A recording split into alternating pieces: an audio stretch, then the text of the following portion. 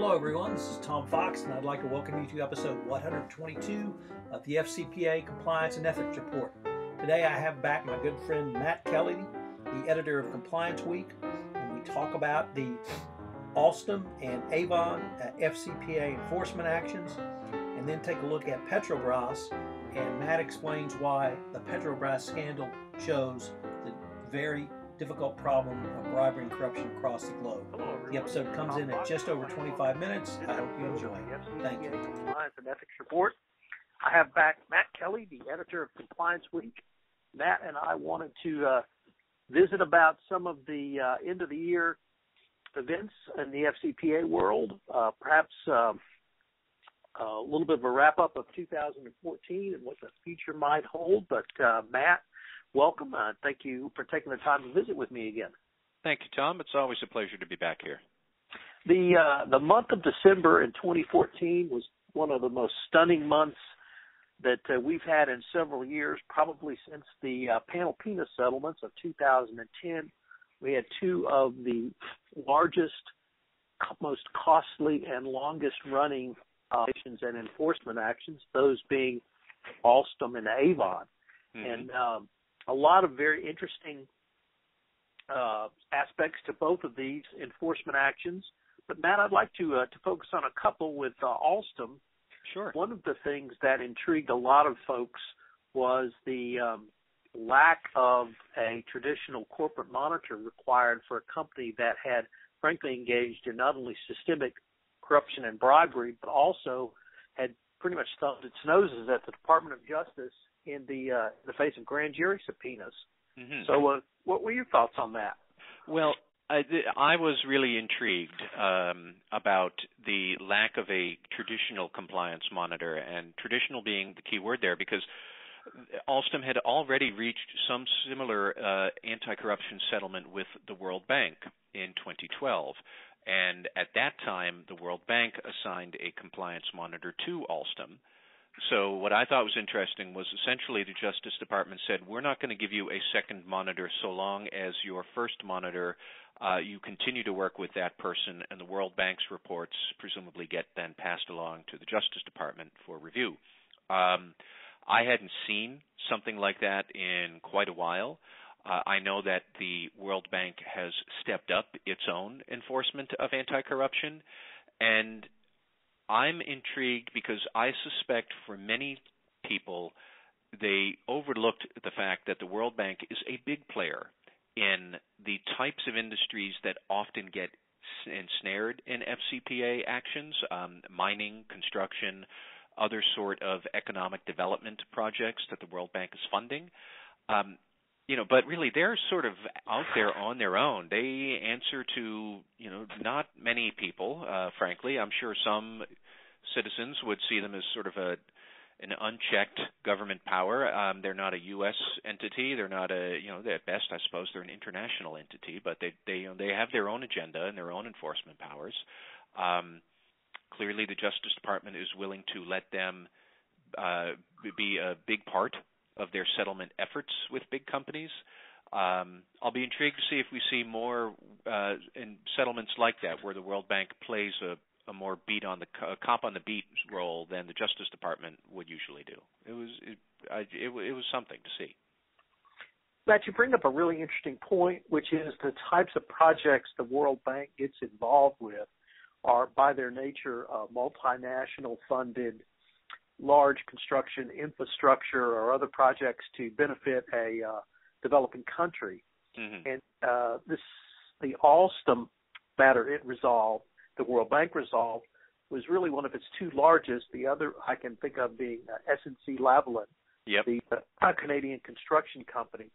But with the true international scope of the World Bank, it would certainly make sense that they would have an anti-corruption or at least an oversight component of the monies that they dole out.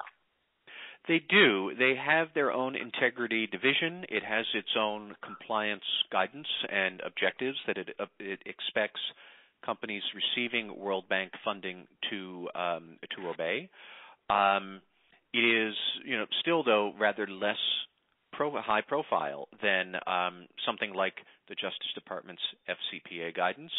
and the Justice Department makes no bones about going out there to have big, flashy enforcement actions. It gets into the front page. The Justice Department gives speeches. I am sure for those businesses that are closely immersed in World Bank funding, they probably are familiar with this. But for those companies that might not understand that they have stumbled into a World Bank project, they've hired a subcontractor in some development that they don't know about, but the subcontractor might be getting World Bank funds indirectly or something. You need to really study a lot of the vendors that are working for you for any of these big contracts, who you're working for. Are they getting World Bank funds and not telling you? Yes, the World Bank has global scope. The World Bank oversees several other smaller development banks, like the Inter-American Development Bank, the African Development Bank. People might not be aware that they've stumbled into what I guess I'll call World Bank risk as well. It's easy to get Justice Department enforcement. UK, the Bribery Act. People understand that. That's here. The World Bank sort of walks along quietly and then can whack you with a really big stick.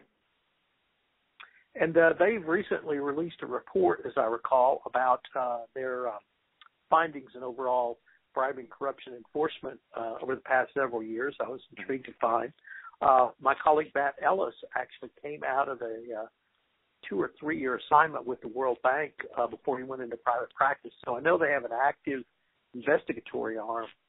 But the thing I'd like to ask you about is did you get the sense the Department of Justice was deferring in any way to the World Bank, or what would give the Department of Justice a level of comfort that would allow them to have the World Bank oversight in the place of something that we traditionally see as a Department of Justice supported monitor? Well, a cynical person, and of course I am not, but a cynical person would say that if you're really unhappy with the Justice Department, you can call up your congressman or your senator, and if you're the CEO of a very large company, your phone call will be received. If you are unhappy with the World Bank, you call who? They are a much more independent authority than the Justice Department, which is independent enough already. It does not really have any shifting political winds, as you might see in the Justice Department with new fraud section chiefs or new attorneys general or new presidents or new Congress. The World Bank can act unilaterally. What was interesting to me is that Alstom really did not cooperate with the Justice Department at the start, and it went into this effort with a really uncooperative attitude. I would have thought the Justice Department would not lose any sleep over adding a second monitor of its own, and it didn't. So I don't know exactly why the World Bank monitor would suffice for the Justice Department, except I'm going to assume the World Bank operates with a level of effectiveness that the Justice Department is more than happy to let somebody do that. They might be a bit of a perpetual motion machine. Once the World Bank is enforcing against you, it can keep on grinding away, and there's not really any big incentive for it to stop until it's happy. Well, perhaps there's another factor at play here, and I think Mike Volkov has been the most vocal proponent of it, which is the GE factor. GE has contracted to acquire Alstom. Mm-hmm. GE is well known for their extraordinarily robust gold-plated compliance program. They publicize it. They speak at conferences. They're from the chief compliance officer, general counsel, down to the compliance officers here in Houston, regularly speak at conferences and talk about the GE compliance program. So perhaps there was a level of comfort the United States government had with the General Electric compliance program.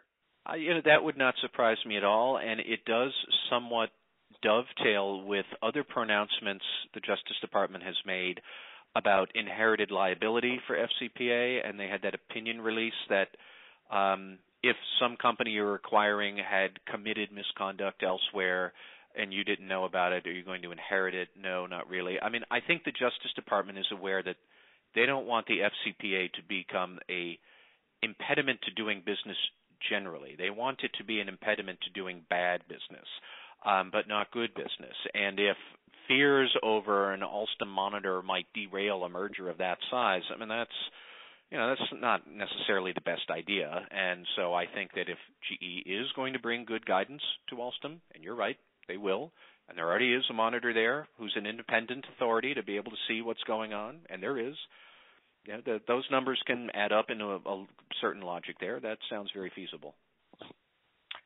Matt, one of the most notable points about the Alstom case was the criminal fine. And I say criminal fine because there was not a civil fine as a part of the Alstom case. As of 2014, Alstom is not subject to the civil component of the SEC because it's not an issuer in the United States.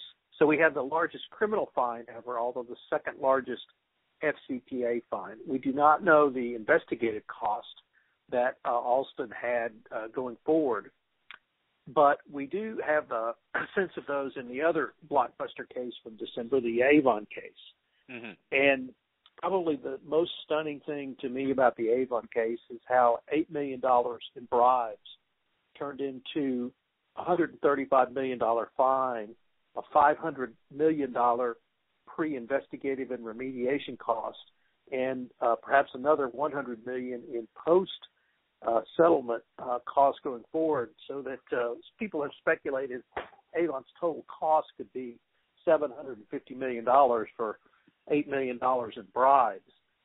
And the thing that sticks out in all of that is how the lack of cooperation by Avon in their early part of their investigation, even though they publicly announced a whistleblower had brought claims of bribery and corruption to the attention of senior management, the Department of Justice still had to institute grand jury proceedings and bring Alstom executives in front of the grand jury, Avon executives in front of the grand jury. As in Alstom, they had to take the next step, which actually indict executives to get Alstom to cooperate.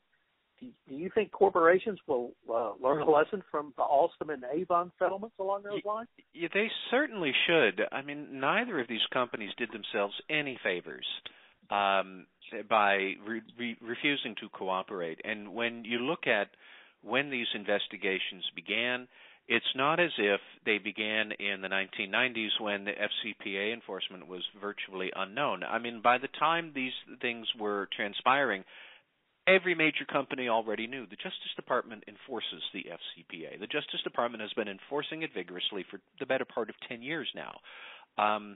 Everybody at these big, sophisticated companies, and Avon and Alstom certainly are, they should have known what the end game was going to be like. That was never in any doubt. It's just a matter of how much do you want to lose by? Do you want to lose by a lot? Well, not cooperating at the start is a great way to do that, and that's exactly what they did. And I think really the message has reached most corporations, and nobody wants to participate in bribery. If you get this somehow infected in your company, you want to excise that anyways. Treating it as something that is not serious will do you no favors. Treating the regulators as not treating them seriously, or thinking that you want to trivialize what they believe is important, which is enforcement, that does you no favors either. You got to wonder what those people at the start, what they were thinking.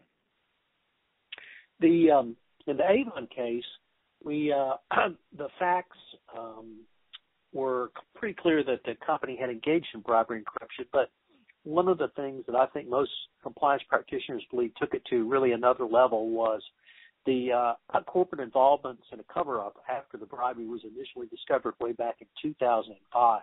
Yeah. And to have a level of senior executive involvement always makes a case much worse. It gets right back to tone at the top, and the cover-up requires intent. As soon as you have really demonstrated an intent to cover all of this up, your culture is called into question, the personal liability of the executives who did this. I mean, it becomes such a big mess. It is never going to be worth it. You're never going to wind up in a victorious position at the end if you take those sort of steps at the start, and you just got to wonder what they were thinking. one of the things, or as I mentioned, the pre-settlement investigative and remediation costs. Well, they were running at such a level that apparently the Department of Justice brought Avon's lawyers in and questioned why they were spending so much money. This led to, I think Alstom was on its third law firm when it finally, Avon was on its third law firm when it settled. But I've talked to people who were at those meetings, and they said they were quite heated. And one of the things that has come out publicly was a response along the lines of the following: Avon's subsidiaries did not have compatible ERP systems or financial accounting packages, which allowed a easier look across the company as a whole. And that, to me, really spoke about internal controls and financial controls, of which compliance controls are part of that, yes, being a key component of any well-run company. If you can't even look at your own numbers without having to spend hundreds of millions of dollars to individually look through invoices, you've got an overall control problem. Well, and I've heard that from Compliance Week readers as well. That is really gets to the problem of overseeing your third parties, because what I've seen large companies with multiple ERP software systems, the problem they have is they can't even clearly define what a third party is, because one software system will define it one way, the other system will define it another way. And so you can't tell what your third parties are. You don't know how many you have. You might not know who is a reseller or an agent or a distributor, or you might be in dispute about who was a reseller in one year but not the next because you've re-implemented a new software system. Now that said, rolling out one universal ERP system across a large global enterprise is extremely hard. If you are an acquisitive company, then it can be even harder to manage these integrations. What I would like to know is how often do questions like this get factored into any due diligence a company might do around an acquisition for anti-corruption risks, for basic internal control risks. You could just have simple accounting, embezzlement fraud for a domestic employee too. How do you get a sense of marrying all these systems together in a way that will let the compliance officer have a global view? It's very hard to do. It is very expensive. And the technical answers to those questions are not anything most compliance officers have any idea how to do. They're generally lawyers. They may be accountants, but they are not SAP developers. They are not IBM soft specialists. And that is the sort of person you need to be able to give you the guidance at any point. But getting that guidance at the beginning, when you're looking at a new target, I think that it often gets overlooked, and it should not be. That's really an excellent, Matt, and I tried to think of a way I could use that as a transition into our next subject, but I'm not sure I can. So let me just introduce our next subject, sure, which is Petrobras. I love this case. Yes. It is a fascinating case on at least about 3,300 levels. But the level that has most recently come out is that some of the key suppliers to Petrobras are now in financial trouble because Petrobras cannot seem to time pay its bills because of the turmoil around its ongoing bribery scandal involving really up to the highest levels of the company. Yes. And that perhaps Petrobras itself might be put in financial difficulties because of this. So what have you heard? Well, the big news that happened this week was that one of the companies accused of collaborating with Petrobras in this bribery scandal, it is a construction firm by the name of OAS. OAS missed a bond payment this week, and they missed it because they are in such financial turmoil as a result of this mess. As I understand it, several of their executives have been swept up in this bribery scandal. In November, we saw Brazilian prosecutors pick up, I believe, 30 or so individuals from various companies, including Petrobras, so all under arrest. But OAS has now missed a bond payment, so they are at this point technically insolvent, and they have troubles. or they're in default. There are going to be other Brazilian companies that probably will fall into the same boat. The big question is whether Petrobras itself will also at some point fall into default and run into financial distress. The hedge funds who are circling around Petrobras like sharks, the hedge funds have already said these guys are technically in default. They've not filed audited financial statements since the fall. We have no idea where the company's finances really are right now. Petrobras has said that it will submit some unaudited statements by the end of this month. It's not pleasing the hedge funds one bit. If they win their arguments that Petrobras is in fact in default, once it's in default, that triggers new debt covenant payments and whatnot, and it only goes more downhill from there for Petrobras. Now, here's where things get really interesting. Petrobras is one of the largest oil producers in the world. It is the most indebted oil producer in the world. It is $139 billion in debt that it needs to pay off while it is cleaning up this mess, while it is bringing in new senior executives, and while the price of oil is dropping through the floor. It has to find new business in a business that's already bad to pay off debt that it might not be able to pay off. This is a state-owned company. It's in default. Who covers that? The taxpayers of Brazil. Now, you remember the outrage we had in the United States when we had to bail out the banks in 2008. This is going to be an order of magnitude larger for a smaller economy.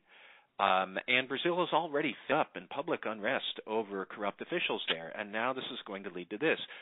My whole long-winded point here is that this is why anti-corruption is important. And when you're talking with emerging market employees or any employees who are wondering why do we need to do this, because you can create a big mess with a small amount of bribery.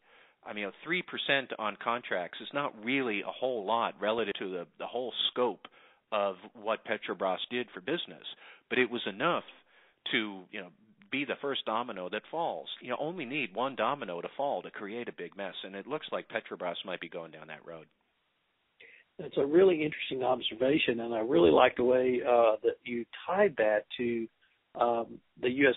taxpayer bailout in the banking and financial crisis of 2007, 2008, and what we thought, how outraged many people in the U.S. were, and really what a minuscule part of the U.S.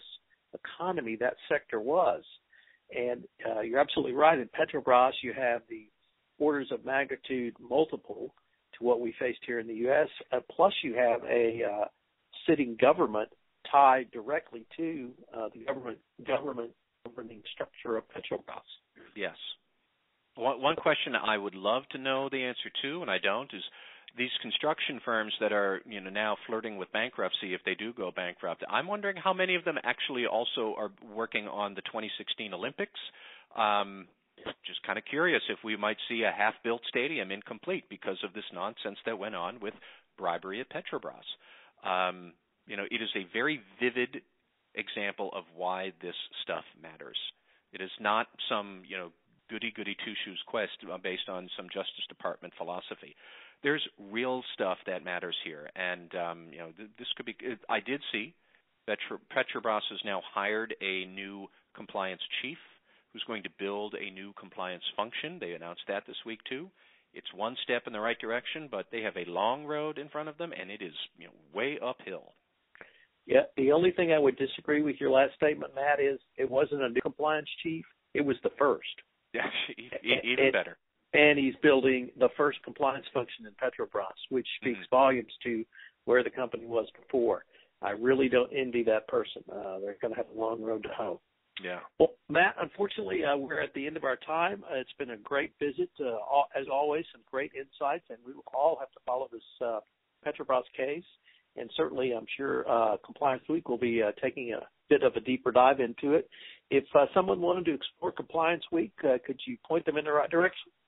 Sure. We are online at complianceweek.com, and we will, in fact, be having a opinion column about Petrobras in our next edition on next week on Wednesday. And they can always just drop me a line at mkelly@complianceweek.com if they ever want to give me an email. And we're on Twitter at Compliance Week as well. Well, Matt, thanks a lot, and I look forward to our next visit. Thank you very much.